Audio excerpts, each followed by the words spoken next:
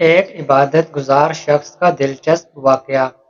مولانا روم نے لکھا ہے کہ ایک دفعہ ایک شخص نے اللہ کی عبادت کرنا شروع کر دی اور پروردگار کی عبادت میں اتنا مشغول ہوا کہ دنیا میں سب کچھ چھوڑ چھاڑ کر سب کچھ بھول دیا اور سچے دل سے اللہ کی رضا میں راضی رہنے کے لیے انسانیت کے رستے پر چل پڑا۔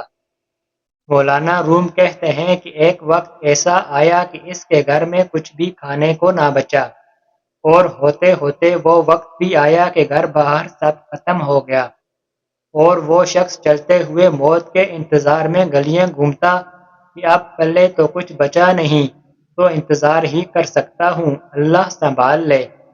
ایک دن بیٹھا ہوا تھا کہ دیکھا کہ اس کے قریب سے ایک لمبی قطار میں گھوڑے گزرے۔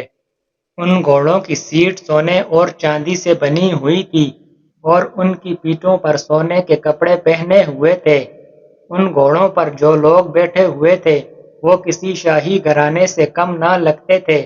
ان کے سروں پر سونے کی ٹوپیاں تھیں اور ایسے معلوم ہو رہا تھا کہ کوئی بادشاہ جا رہے ہیں۔ اس شخص کے دریافت کرنے پر اسے بتایا گیا کہ یہ 7 گاؤں میں ایک بادشاہ ہے، یہ سب اس کے غلام ہیں اور بادشاہ کے دربار میں جا رہے ہیں۔ وہ شخص کچھ دیر حیران ہوا کہ یہ حالت غلاموں کی ہے تو بادشاہ کی کیا حالت ہوگی۔ اس نے آسمان کی طرف سر اٹھا کر کہا، میرے بادشاہ، اے میرے مالک، میرے اللہ، تجھ سے شکوہ تو نہیں کرتا، لیکن اس بادشاہی سے غلاموں کا خیال رکھنا سیکھ لے۔ اتنی بات کہہ کر وہ شخص چل دیا۔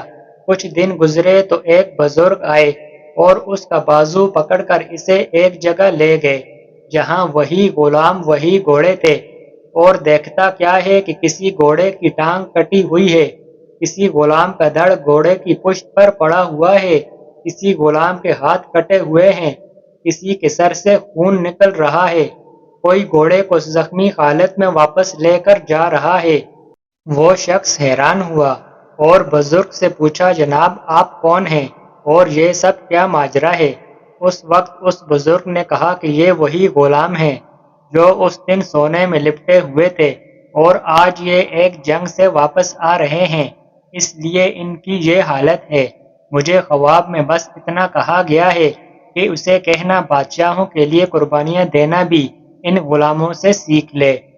حقیقت میں ہمیں قربانی دینا آیا ہی نہیں، چاہے دین کا معاملہ سیدھا کرنا ہو، رشتہ داروں کا یا دنیا کا۔ جس دن ہم قربانی دینا سیکھ لیں گے دین کے لیے، اپنوں کے لیے اور دنیا کے لیے، اس پر توکل کرنا سیکھ لیں گے، اس دن شہنشاہ اللہ رب العزت ہمیں ایسی بادشاہت عطا کرے گا جو کبھی نہ ختم ہوگی۔